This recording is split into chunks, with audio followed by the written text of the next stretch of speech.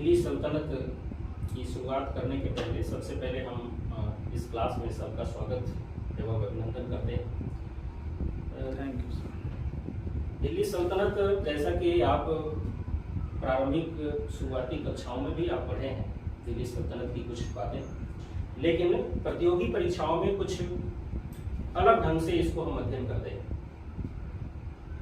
सबसे पहले दिल्ली सल्तनत का जैसे सवाल आता है तो यह बात ध्यान में आता है कि मुस्लिम शासन का जो प्रारंभ है वह दिल्ली से हुआ होगा, लेकिन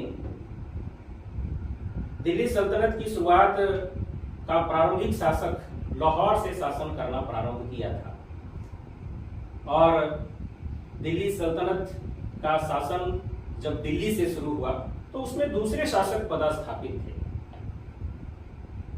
दिल्ली शासन की विशेषताओं को समझने के लिए सबसे पहले हम लोग ये देखेंगे कि प्राचीन भारत की जो संस्कृति है, प्राचीन भारत का जो गौरव है, क्या मुगल काल के पहले जो स्थापित हुआ दिल्ली सल्तनत, क्या दिल्ली सल्तनत में वह गौरव समाप्त हो गया? दिल्ली सल्तनत का साम्राज्य विभिन्न वंशज से जो शासित हुए, क्या इस दौरान पुरानी जो संस्कृति की जो पद्धतियां थी उस पर कोई विशेष कुठाराघात हुआ या भारतीय संस्कृति का कुछ पहलू नष्ट किया गया? तो ऐसे से कई सवाल हमारे मन में उठता है कि दिल्ली सल्तनत के संबंध में।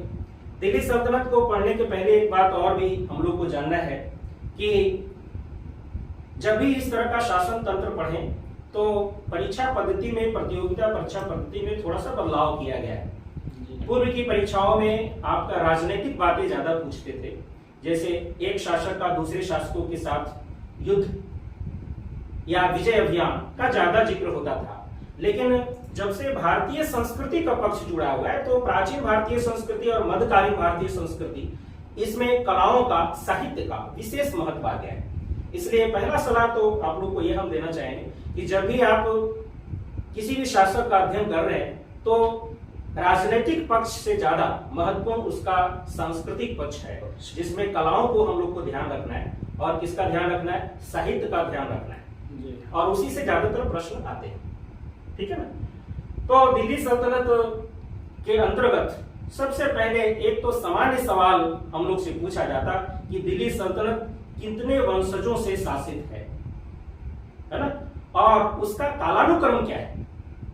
तो दिल्ली सल्तनत का जो शासन प्रारंभ होता है वह गुलाम वंश,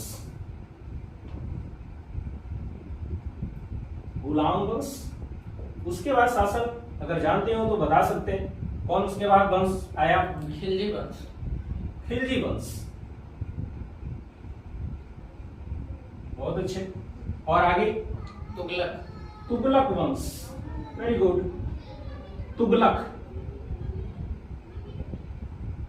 तुगलक वंश।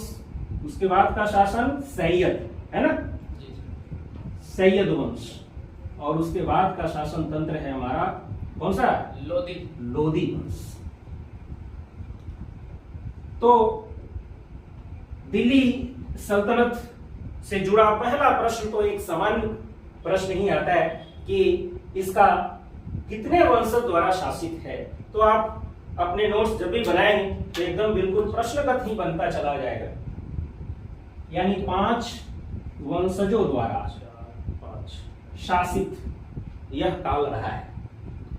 दूसरा बिंदु कि यह जो 5 वंशजों द्वारा शासित है, सभी शासकों का प्रारंभिक शासक या संस्थापक शासक कौन रहे? तो अगर जानते हो तो नाम इसका बोलते चले जाएं। संस्थापक गुलाम वंश का कुतुबुद्दीन ऐबक। दूसरा, इसके संस्थापक जलालुद्दीन फिरोज खिलजी, है ना, समानांतर। तो जलालुद्दीन फिरोज खिलजी। और तुगलक वंश का गयासुद्दीन तुगलक,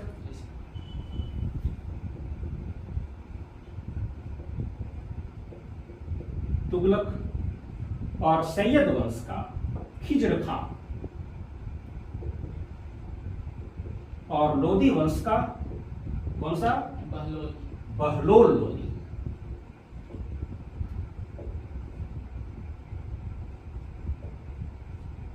तो संस्थापक शासकों का हम लोग जानकारी कर ली कि 5 वंशजों में उसके संस्थापक शासक कौन थे। अब प्रत्येक वंशों में जो प्रमुख शासक है उसके सारों शासकों को हम लोग को नहीं पढ़ना है। सिलेबस के तहत जो शासक, जिन शासकों से प्रश्न पूछा जाता, उन्हीं शासकों का भी हम लोग यहाँ जिक्र करेंगे या नाम लिखेंगे। और कुतुबुद्दीन ऐबक के बाद जो शासक रहे प्रधान, वह है इल्तुतमिश। इल्तुतमिश। दूसरा शासक कौन रहा? अगला रजिया सुल्तान।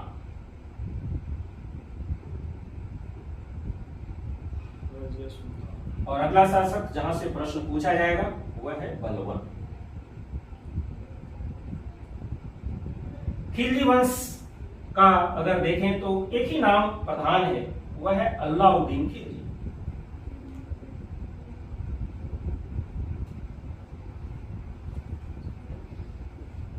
तुगलक वंश में गयासुद्दीन तुगलक के बाद प्रमुख शासक मोहम्मद बिन तुगलक।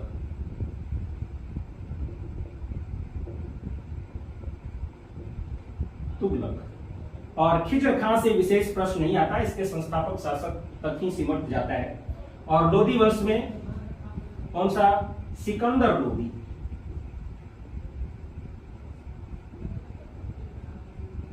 और इब्राहिम लोदी।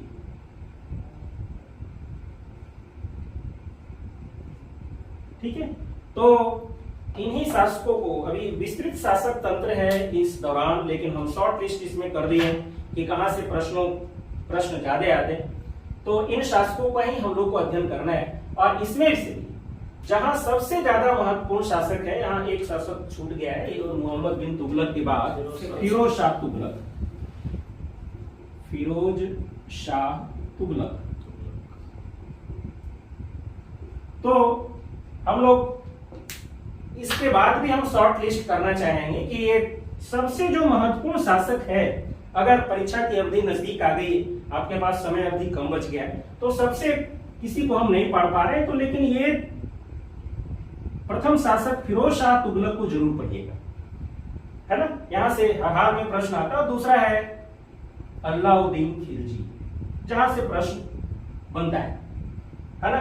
तो इन दो शासक को ट्रिपल स्टार में हम लोग रखते हैं, यानी सबसे ज्यादा इंपॉर्टेंट। दूसरे नंबर पर अगर उससे समय अगर बचता है तो आप दूसरे शासकों को भी पढ़ सकते हैं। और दूसरे शासक जहां से प्रश्न बनता है वह है सेकंड नंबर का ये इल्तुतमिश बलबन, जहां से प्रश्न आता रहता है। और एक मोहम्मद बिन तुगलक और यहाँ सिकंदर लोदी। बाकी जो शेष शासक हैं उससे यदा कदा बदल बदल के, या परीक्षाओं में लगातार प्रश्न नहीं आते, कभी कभी उसको बदल बदल के पूछते हैं।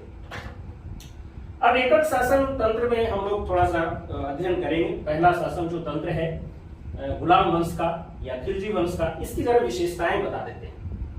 देखिए, दिल्ली सल्तनत का जो पहला शासन तंत्र है गुलाम वंश, इसके संबंध में इतिहासकारों ने कुछ ने कहा कि मोहम्मद गोरी जो भारत पर आक्रमण किया और उसने कुतुबुद्दीन ऐबक को गुलाम के रूप में छोड़ दिया। लेकिन कुछ लोग का मानना है कि वो गुलाम नहीं थे, बल्कि उसके शासन तंत्र का एक हिस्सा हुआ करता था कुतुबुद्दीन ऐबक। तो कुछ लोगों ने कहा कि ये प्रारंभिक तुर्क शासक की श्रेणी में इसको रखना चाहिए। कौन शासक में? प्रारंभिक तुर्क शासक। और उसके वंशजों को अलग अलग नामों से जानना चाहिए, ठीक है ना।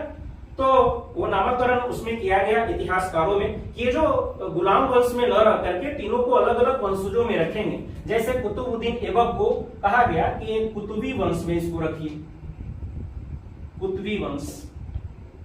इल्तुतमिश को बोला गया कि शमसी वंश में रखा जाए, और बलबन को बलबनी वंश में रखा जाए। ये चूंकि रजिया सुल्तान इसी की पुत्री है, इसलिए इसके वंशजों में वही शामिल है, शमसी ही। तो प्रमुख शासक को इन तीनों में वंशकों में रखना ही ज्यादा उपयुक्त है, ज्यादा तार्किक है ना। तो अब इसकी विशेषताओं पर जरा गौर करें। देखिए, अभी बताए थे कि ये जितने भी शासक हैं इसके राजनीतिक पहलू पर थोड़ा कम ध्यान देना है, कलात्मक पहलू पे या सांस्कृतिक पहलू पे ज्यादा ध्यान देना है। कुतुबुद्दीन ऐबक के बारे में जरा जान जाए। कुतुबुद्दीन ऐबक जो शासक हुआ वह अपना शासन प्रारंभ किया लाहौर से। मानचित्रण को आप करते जाएंगे, इसलिए कि मानचित्र, भारत का जो मानचित्र है वह ज्योग्राफी को समझने के साथ साथ इतिहास के पहलू को समझने का बहुत बड़ा माध्यम है। इसलिए ऐसे पहलू को मानचित्रण द्वारा हम लोग व्यक्त करते हैं। पहला जो शासक हुआ वह लाहौर से अपना शासन प्रारंभ किया, यानी कौन? कुतुबुद्दीन ऐबक। और अपनी राजधानी कहां बनाए? लाहौर को। ठीक है ना, लाहौर जो अभी कहां पड़ता है? पाकिस्तान क्षेत्र। ठीक है, ये इसकी राजधानी थी। लेकिन दो जगहों से और प्रश्न आएगा जो कुतुबुद्दीन ऐबक से जुड़ा हुआ है, एक दिल्ली का और दूसरा अजमेर का। तो दिल्ली यह जगह, यह क्यों महत्वपूर्ण, और अजमेर इसके शासन में क्यों महत्वपूर्ण? दिल्ली जो महत्वपूर्ण हुआ दो कारणों से, कि वहां कुतुब मीनार की रचना करवाई गई, है ना, किसके द्वारा? कुतुबुद्दीन ऐबक द्वारा। और ऐसा कहा गया कि सूफी संत बख्तियार काकी की याद में कुतुब मीनार दिल्ली में रचना कराई गई, और वो कहां? दिल्ली। तो दिल्ली इस दृष्टि से महत्वपूर्ण है।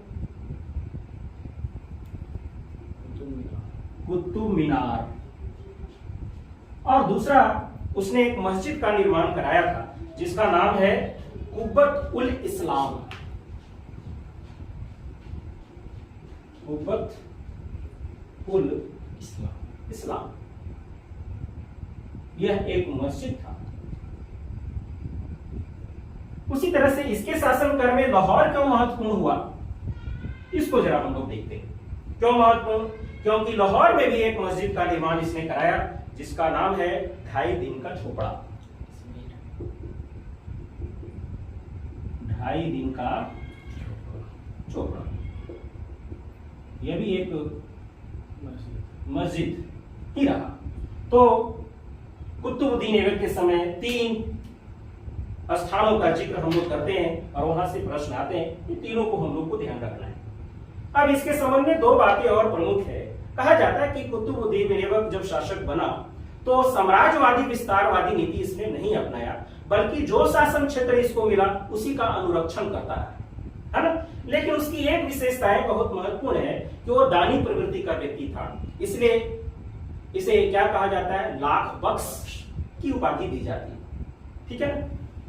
और एक कहानी और है कि ये कुतुब मीनार की जब रचना हो रही थी या निर्माण कार्य चल रहा था, तो उसी रचना काल के दौरान ही एक दिन वो चौगान नामक खेल, जिसको आप अभी वर्तमान में पोलो समझते हैं, पोलो जैसा ही है, घोड़े पर चढ़ के वो खेल आयोजित करते थे। तो घोड़े से गिरने के कारण उनकी अचानक मृत्यु हो गई। तो कुतुब मीनार का जो निर्माण करने की सिलसिला बाधित हो गया और अधूरा रह गया, जिसे बाद में किसने अंतिम रूप से कराया?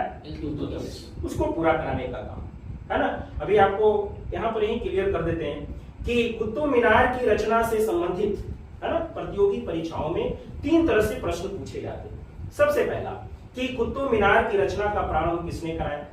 तो कुतुबुद्दीन ऐबक हम उत्तर देंगे। और इसके निर्माण का कार्य पूरा किसके शासन काल में हुआ? तो हम इल्तुतमिश का नाम देंगे। लेकिन बाद में उसके टूटे फूटे हिस्सों का मरम्मत कराने की जिम्मेदारी या फिर ऊपरी, सबसे ऊपरी मंजिल का निर्माण कराने की जिम्मेदारी उठाया था फिरोज शाह तुगलक ने। यहाँ पर आपका जिक्र किया हुआ है फिरोज शाह तुगलक का नाम। तो इसने अंतिम रूप से, तो कभी भी प्रश्न जब आएगा तो बहुत गौर से देखिएगा कि आखिर पूछा गया क्या है। क्या वह इल्तुतमिश का सवाल है, या कुतुबुद्दीन ऐबक का है, या फिरोज शाह तुगलक का है। तो तीनों प्रश्न एक साथ यहाँ पर क्लियर आपको कर दी कि कहां से किस तरह से प्रश्न पूछे जाते हैं। ठीक है ना। अब आ जाए तो ये इल्तुतमिश। इल्तुतमिश के बारे में जरा समझ लें। इसकी 3 राजनीतिक गतिविधियों को समझना है और 2 थोड़ा सा शासन तंत्र से जुड़े हुए सवाल है। ये आर्थिक पक्ष से जुड़ा हुआ सवाल। पहला, इल्तुतमिश जब शासन संभाला तो कुतुबुद्दीन ऐबक के समय के जो सरदार थे ना, वह नाराज थे और शासन से बेदखल करने के लिए, सत्ताच्युत करने का योजना बनाने के में लगे हुए थे। इसलिए इल्तुतमिश ने 40 सरदारों का एक समूह बनाया जिसे तुर्कान ए चहलगानी कहा गया, ताकि अपने शासन तंत्र को सुरक्षित रख सके और उसके गतिविधियों की सूचना हमको मिलती रही, है ना, ताकि अपने शासन को क्या कर सके, सुरक्षित रख सके। ठीक है ना। दूसरी गतिविधि क्या है कि इसके समय में, इल्तुतमिश के समय में, चूंकि राजधानी यह परिवर्तित कर चुका था और राजधानी को कहां लेके चला आया था, दिल्ली। ठीक है ना। कहां लेके चला आया, लाहौर से स्थानांतरित कर दिया दिल्ली को, इसने राजधानी बना दिया दिल्ली को। और दिल्ली सल्तनत यानी पहला मुस्लिम शासक जिसने दिल्ली से अपना शासन को प्रारंभ किया, वह कौन हुआ, यही शासक हुआ, इल्तुतमिश। इसलिए सवाल अगर ऐसा आ जाए कि दिल्ली से शासन करने वाला पहला शासक कौन हुआ, तो हम कुतुबुद्दीन ऐबक नहीं लगाएंगे, कौन लगाएंगे, इल्तुतमिश। ठीक है। दिल्ली से सब शासन जब प्रारंभ किया, ठीक है ना, तो इसको एक चुनौती बाहरी आक्रमण से मिला। कौन सा, मंगोलों की, है ना। मंगोल आक्रमण, ये आप इस मानचित्र में अगर यहाँ पर मंगोल है, यानी कि चाइना के उत्तरी क्षेत्र में मंगोल, यहाँ इस क्षेत्र में, तो यहाँ से ये इधर तो कोई रास्ता नहीं, हिमालय एक दीवार जैसी खड़ा है। यहाँ पर खैबर और बोलन दरे पाकिस्तान के क्षेत्र में इधर है, उसके बॉर्डर पर, तो इसी रास्ते से इधर आते हैं। यानी उत्तर भारत का उत्तरी पश्चिम क्षेत्र ही बाह्य आक्रमण के दृष्टि से संवेदनशील इलाका होता है। जितने भी आक्रमणकारी आए वह इसी क्षेत्र से आया करते। तो उत्तर पश्चिमी क्षेत्र से चुनौती इसको मिला मंगोल का, और मंगोल का नाम क्या है, चंगेज खान। ठीक है ना। इसे चंगेज खान के रूप में चुनौती इसको मिला, लेकिन इससे निपटने में इल्तुतमिश सक्षम हुआ और उसको भगाने में सक्षम हुआ। तो यह उसकी उपलब्धि रही। तीसरा महत्वपूर्ण बिंदु यह है कि पहली बार अपने राज्य क्षेत्र को प्रांतों में विभाजित करके शासन करना प्रारंभ करने वाला अगर कोई शासक है तो कौन हुआ, इल्तुतमिश। और उस प्रणाली को कहा गया इक्ता प्रणाली। कौन सी प्रणाली, इक्ता प्रणाली। तो इक्ता प्रणाली प्रारंभ करने वाला शासक इल्तुतमिश है। ठीक है ना। और आर्थिक क्षेत्र में सुधार करते हुए इसने मुद्राएं 2 जारी की, एक चांदी की मुद्रा और एक किसकी, तांबे की मुद्रा। चांदी की मुद्रा को टंका कहा गया और तांबे की मुद्रा को जीतल कहा गया, जो पूरे दिल्ली सल्तनत काल में चलता रहा लगातार। ठीक है ना। ये 2 मुद्राएं, तो इस दृष्टि से भी ये शासन काल महत्वपूर्ण रहा। तीसरा, इसके शासन काल में एक विद्वान भी रहा करते थे जिसका नाम है मिनहाज उल सिराज। ठीक है ना। जो बाद में ये रचना भी एक पुस्तक की है जिसका जिक्र हम लोग आगे करेंगे। ठीक है ना। तो इस दृष्टि से इल्तुतमिश महत्वपूर्ण हो जाता गुलाम वंश के अंतर्गत। रजिया सुल्तान जो इल्तुतमिश की पुत्री है, इसके संबंध में विशेष सवाल नहीं आता, लेकिन मुस्लिम शासन तंत्र के इतिहास में एक गौरव यह है कि ऐसा समय जब मुस्लिम महिलाओं को घर से बाहर निकलने की इजाजत नहीं है, राजनीतिक संस्थाओं में भाग लेने की इजाजत नहीं है, ऐसे में कोई मुस्लिम महिला अगर शासक बनती है तो बड़ी बात है। और कहा जाता है कि इल्तुतमिश इसमें उस तरह का लक्षण देख करके पहले से ही प्रशिक्षित कर रहा था, है ना। और बाद में ये रजिया सुल्तान पहली तुर्क महिला शासक के रूप में सुशोभित हुई पद पर, और उसको प्रथम भारतीय मुस्लिम शासक के रूप में भी जाना जाता है। तो दोनों तरफ से अगर प्रश्न आता है तो इसका जवाब कौन होगा, रजिया सुल्तान ही होगा। ठीक है ना। अब आ जाए बलबन। बलबन के बारे में जरा समझ लें। बलबन जब शासन तंत्र संभाला तो अपने राज्य क्षेत्र में तुर्की प्रभाव को समाप्त करने के लिए और फारस के प्रभाव, फारस की खाड़ी के निकटवर्ती देशों को फारस क्षेत्र कहते हैं, जिसमें Iran, Iraq, Kuwait, Saudi Arabia ये क्षेत्र आते हैं, है ना। तो उसके प्रभाव को स्थापित करने के लिए इसने तुर्कान या चिहलगानी जो इल्तुतमिश द्वारा स्थापित किया गया था उसको उसने क्या किया, समाप्त कर दिया, भंग कर दिया। अब इसने जब राज सत्ता संभाली तो एक नए रूप में संभाला। क्या? उसने कहा कि जो शासक होता है वह पैगंबर का दूत होता है, इसलिए शासक के संबंध में राजत्व के दैवी सिद्धांत का अनुपालन किया, है ना, कि राजा ईश्वर का दूत है, इसलिए इसके द्वारा जो भी निर्णय लिया जाता वो बिल्कुल सत्य होता, सही होता और उसको प्रजा को पालन करना चाहिए। इसे कहा जाता राजत्व का दैवी सिद्धांत। तो ऐसा प्रश्न आता रहता है कि राजत्व के दैवी सिद्धांत से शासन करने वाला शासक दिल्ली सल्तनत का कौन हुआ? तो कौन सा है? बलबन। ठीक है ना। दूसरी बात अभी बताया कि तुर्की प्रभाव को समाप्त करके फारस के प्रभाव को स्थापित करना यह इसकी मंशा थी, इसलिए फारस क्षेत्र में दो परंपराओं को उसने अपने राज दरबार में लागू किया। वह कौन सा? सिजदा तथा पाबोश, है ना। ऐसे भी राजा चूंकि ईश्वर पैगंबर का दूत है, इसलिए उसके सामने कोई व्यक्ति बिना अभिवादन के कैसे आ सकता है।